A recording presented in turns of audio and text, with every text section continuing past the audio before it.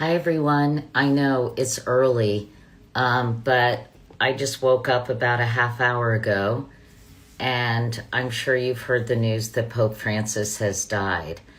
Pope Francis died, I think, right after Easter Sunday. So sad. And he was 88 years old. Of course, he'd been very ill. And I reached out to a Jesuit priest named James Martin, who I have interviewed on several occasions, to just basically talk about Pope Francis and what he meant to Catholicism and the Catholic Church and Catholics uh, around the world. There Good you morning. are. Hi, so nice to see you. Nice to see you too, Katie. I am so grateful that you hopped on this Instagram Live. I was so saddened when I read the news this morning, especially after he appeared at the Vatican yesterday. So, can you tell us basically what you know? I know you knew Pope Francis, Father Martin, and just, any information you might have.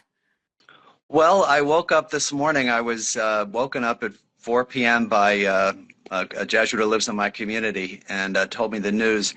I think we all knew that he was very ill. He really pushed forward. He was also, I mean, as much as I loved him, he was I would say stubborn in a good way and a hard worker. And so I think he really just worked and worked and worked until the very end. I'm not sure exactly why he died in terms of the respiratory condition or anything like that.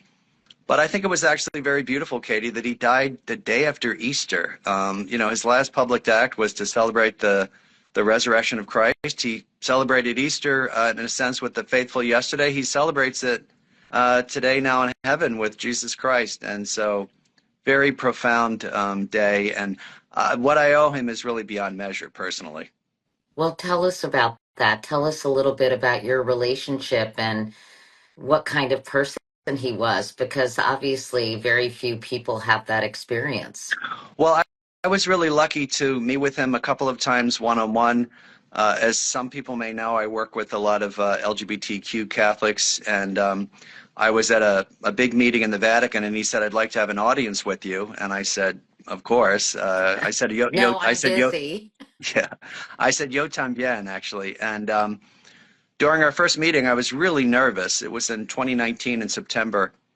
And I was told by protocol that since he invited you to the audience, you should ask him what he wants to talk about. And I said, Holy Father, what do you want to talk about? This is through an interpreter. And he said, what do you want to talk about?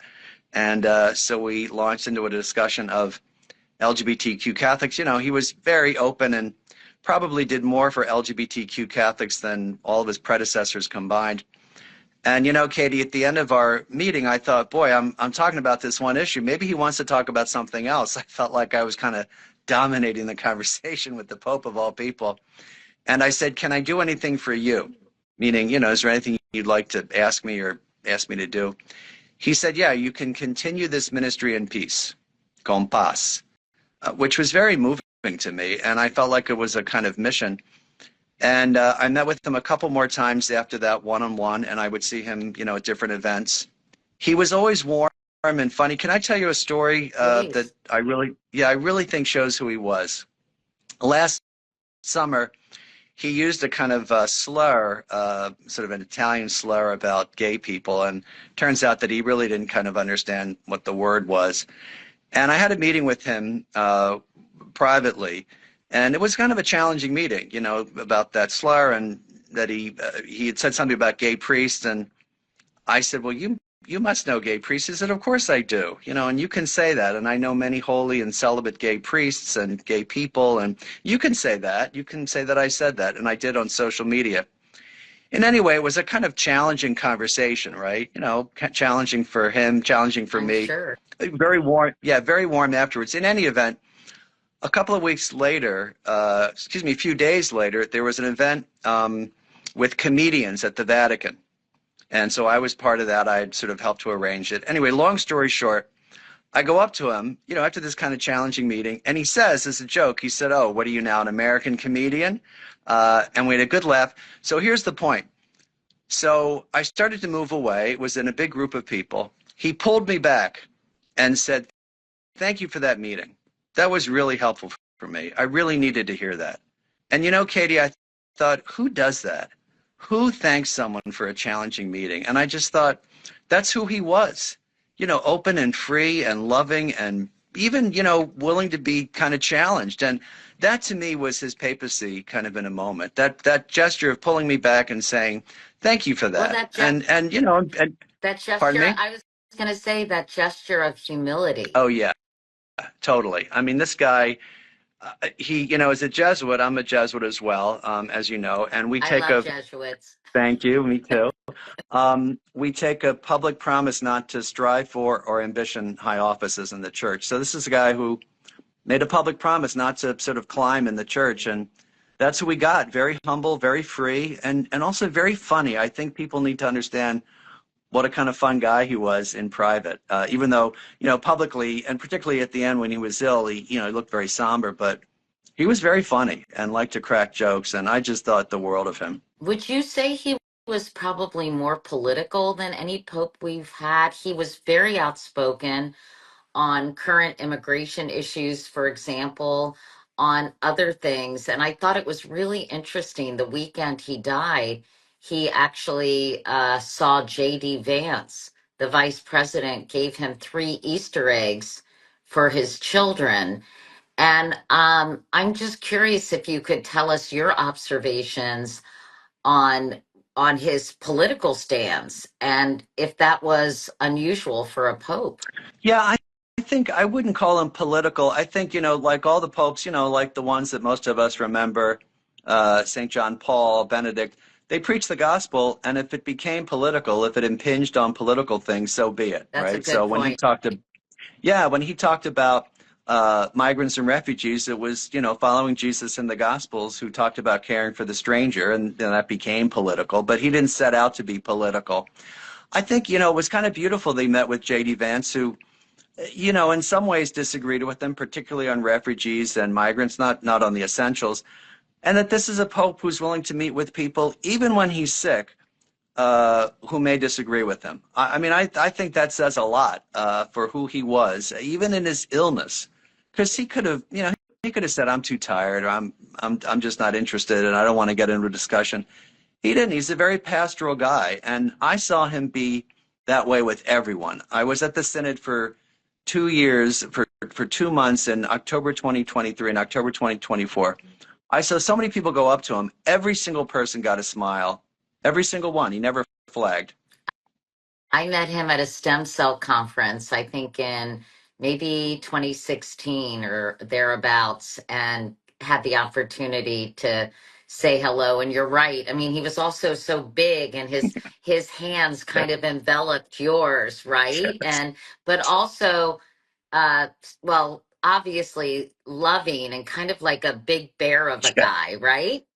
Yeah, kind of, the first time I met him, I thought, I mean, I was so nervous. I was so nervous. I'm not a cardinal or archbishop or Jesuit superior or anything like that. I'm just this priest. And he completely put me at my ease, made some jokes about the Jesuits. And I felt very relaxed. And I felt like I was with a brother Jesuit, albeit someone who was, dressed all in white. And, every time I saw him, he would, have some funny comment. And I thought it was really kind of charming. It was interesting. We always spoke through a translator. And towards the very end, I, started to speak with him in English. And I went up to him, and he had just met, this was at the Synod, he had just met with Sister Janine Gramick, who also works with LGBT people. And I just wanted to say thanks for that meeting. It was a kind of a public meeting. And I said to him, I said, "May I speak with you in English?" And he rolled his eyes and said, "Only if it's very slow." And so the other funny story I like is this was early in his papacy. He was, I think this is so funny. He wanted to see a group of sisters. I'm not sure where this was, but he was visiting this convent somewhere. And he walked in the door, and the sisters all fell to their knees. And he said, "What are you doing? I'm not Jesus. Get up." That So, is so he's, funny. Well, yeah, he sounds like he was not only incredibly warm, but very funny and really a pope of the people. As you said, he never stopped working. The fact that he showed up on that balcony yesterday on Easter Sunday to deliver that message to the throngs of people, I mean, it's sort of beautiful and moving that it he is. died right after that. I'm getting kind of emotional Well, thinking it's okay. about it. And And I'm not a I'm, very religious well, person, as you know, Father Martin. yeah, I mean, I think, yeah, well, it's an emotional time. And I think that it is that symbolism is quite beautiful. If you read this in a book, you would say, no, that's too perfect that the guy dies right after, Easter Sunday. I'll tell you a story. When we were at this synod, this worldwide gathering for those 2 months, 2023 and 2024 in October, both times, I he got there early. Like he got there. This is in the big hall in the Vatican. He got there at 8 o'clock before everybody. There was a line of people waiting to see him. He's in his wheelchair. At the break at 11, when we were all going out and having coffee, he was waiting in his wheelchair. People were come to see him. And at the end, and here's the point, people would come up and say, will you bless this rosary for me? And a cardinal would come up and say, we need to talk about this particular issue. People came up to him with cell phones and said, can you record a message for my, religion class in Micronesia? Every single person, every single one got a smile, and never did I see him kind of, roll his eyes or say, I'm done. Or it was, and he's 88. He was pretty frail. I was amazed. To me, that was pretty miraculous and a real sign of just how much he took the job seriously and how much he wanted to show everybody, that he loved them. I really, I can't get over, and I can't explain enough how for every day he was like that with every single person. So what happens now, Father Martin? Well, I always say to people, if you saw Conclave, you know what happens. That's not true, is it? Well, I mean, except for the outcome of the election, but the process, yeah, the process. There's the funeral, there's the days of mourning, and then there's the conclave. People come in from all over the world, all the cardinals, all 300 some or so. They gather together and pray, and they elect the next pope. So, and it's anybody's guess. I was going to say, is Uh, there somebody who appears to be the heir apparent or not really? I would say, now, who knows? Only the Holy Spirit knows. I would say that probably the front runner would be Cardinal Parolin, who's currently the Secretary of State, very well liked and respected, and has been sort of doing a lot of things publicly in the Pope's stead. But who knows? I mean, Cardinal Bergoglio, the former name of Pope Francis, was a big surprise, back in 2013. So I really no idea who's going to step out on that Do you balcony. think it will be someone more conservative? I know you say popes aren't political, but certainly some of their messaging is interpreted as being Sure, that's a political. good way of saying And it. some have been more conservative, like Father Benedict. Do you think that that the church will go in a different direction, or any indication of that? I think you might see someone who's a little less revolutionary. Oh, I well, mean, this Pope, that's a shame. well, we'll see. I mean, my sense is, look, who knows? Like, on the one hand, you could say, with the rise of autocracy and dictatorships and fascism in different places, they may want someone who is just as strong as Pope Francis with the sort of sticking up for migrants and refugees and people on the margins. So, in a sense, the political winds might sort of strengthen the hand of people who want someone just like Pope Francis, right? On the other hand, this Pope has been so revolutionary. I think some cardinals may want a Pope just a little calmer. Do you know what I mean? Just to sort of calm the waters a little bit. Who knows? I, he has appointed the majority of the cardinals in the College of Cardinals by this point. But I think what people may misunderstand is that just because he appointed them, it doesn't mean that they are lockstep with him in everything. He generally liked to appoint people, as you know, from the peripheries geographically. Right. So, for example, there's a cardinal from Mongolia now. There's a cardinal from Papua New Guinea. Those people, I think, were appointed more for out of respect of where they are to kind of raise up those places, right, and give them a cardinal. instead of, the fact that the Cardinals themselves might be in lockstep with what he thinks. I think it's interesting that so many of them, because they're from so many far-flung places, may not know each other. The time that they probably got to know each other was at the synod, and that was, people were looking around and saying, "Wow, you think the next pope is in this room?"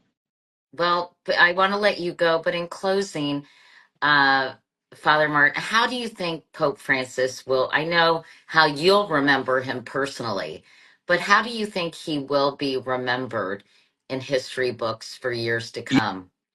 Katie, we could talk about, his outreach to migrants and refugees, to the poor, his encyclicals on the environment. Honestly, I think he'll be remembered as someone who people really liked.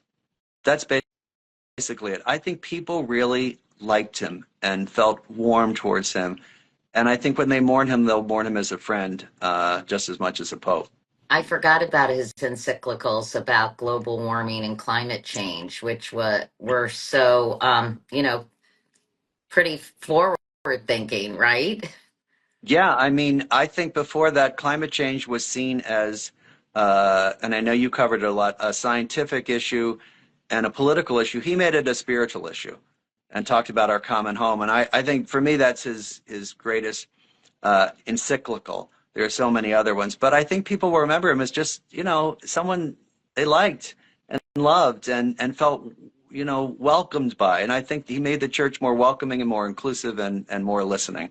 Well, Father James Martin, you are such a sweetheart to do this. I DM'd Father Martin you all this morning as soon as I woke up because I'm such a fan of yours. And you and I had lots of conversations when Pope Francis visited the United States when I was at Yahoo News. So I thought about you immediately. I looked, you said, rest in peace, uh, Holy Father, on your Instagram page. And thank you for responding. Thank you for spending this time with me this morning. I'm so grateful. You're welcome, Katie. God bless you, and thanks for reaching out. Have a good day. Okay, you too. Bye Thanks, bye. everyone. Bye.